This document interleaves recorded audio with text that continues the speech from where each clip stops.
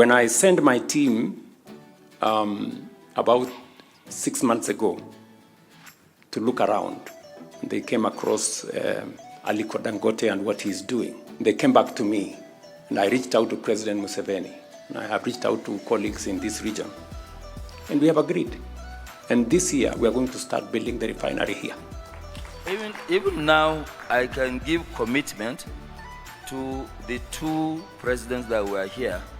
If they will support the refinery, we'll build the identical one that we have in Nigeria, 650,000 barrels. Why are countries like Tanzania and Kenya vying for Dangote to build his new refinery in their territories? Let's unpack this. Hi guys, welcome back to this Mining Professor where learning is fun.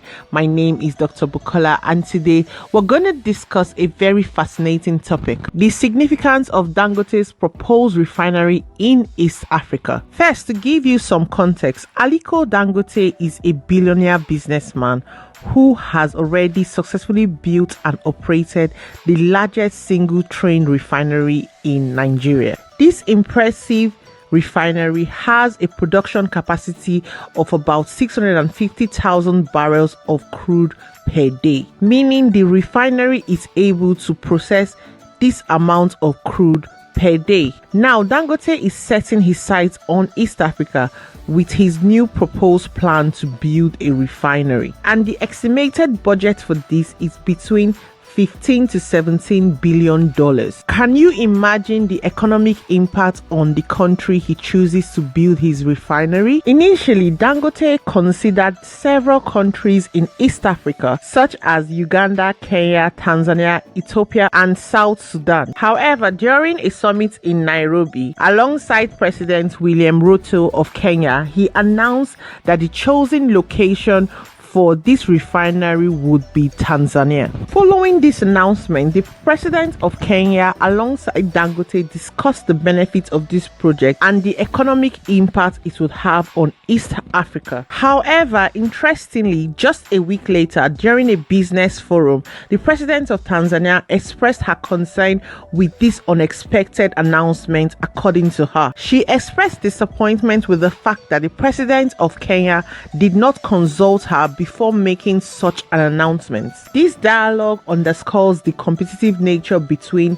these East African nations and how they are vying for foreign direct investments. However, a month later, to clarify his position, Dangote stated in an interview with the Financial Times that his focus has shifted from Tanzania to Mombasa in Kenya. He stated that his reason for this was that Mombasa had a larger and deeper port that facilitated the better transportation and logistics of the crude. He also highlighted in this interview that Kenya has a more extensive domestic fuel markets, and these are compelling factors that is making him shift his focus to Mombasa, Kenya. And do you know what? Immediately the Tanzanian president heard about this, President Samia Suluhu Hassan, she had a closed-door meeting with Dangote, and after this meeting she came out to affirm that Tanzania still remains favorable to foreign direct investment, and Dangote is one of the top investors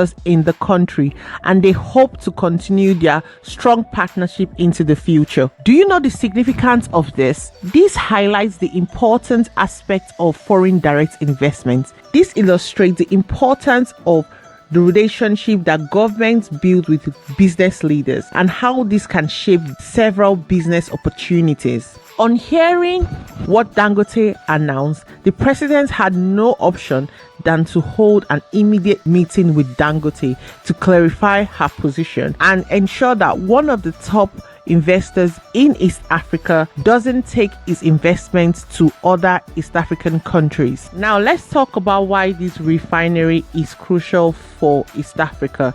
The reasons these countries are pursuing Dangote's partnership in establishing this refinery in their countries.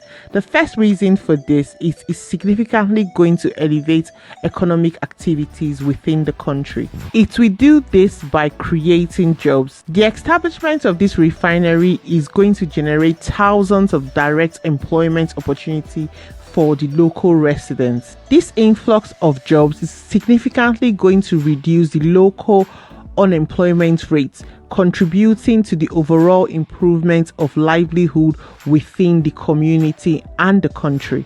Beyond the direct employment that this refinery would create, the refinery will also create auxiliary jobs in various sectors, including construction, maintenance, services, catering, any sector that is required for crude oil production. And this will further enhance the economic activities within this country. Another way this refinery is going to help the country it's established in, it is going to create a situation of economic stimulation. So this refinery is expected to act as a catalyst to increase the economic activities in the surrounding area. So once the operation of this refinery commences, local businesses would get a lot of opportunities to operate. So businesses from suppliers to contractors to restaurants to retailers are likely to experience a boost in demand for their products and services. And this economic stimulation would not only benefit the established businesses,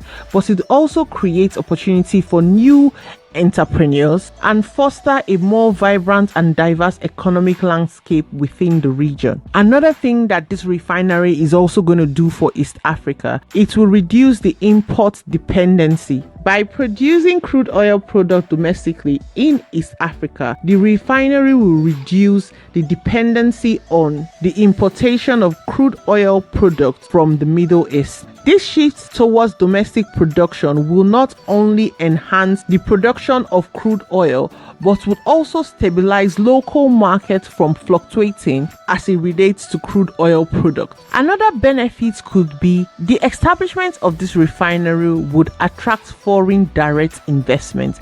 So the presence of a refinery can transform East Africa to a prime destination for further investment across various industries. As this refinery will illustrate the region's ability to support a large-scale industrial operation, the refinery is likely to attract both domestic and international investors. This influx of investment will further diversify the economy, leading to advancement in various sectors such as manufacturing, technology, renewable energy, and other sectors within East Africa. It would also position East Africa as a very competitive player in the global market. However, it's important to recognize that Dangote is actually providing a very important, significant investment opportunity. So we will wait to see what country he chooses to establish this his proposed refinery. Would it be Tanzania? Or would it be Kenya? Let me know what you think in the comment section below. So what do you think?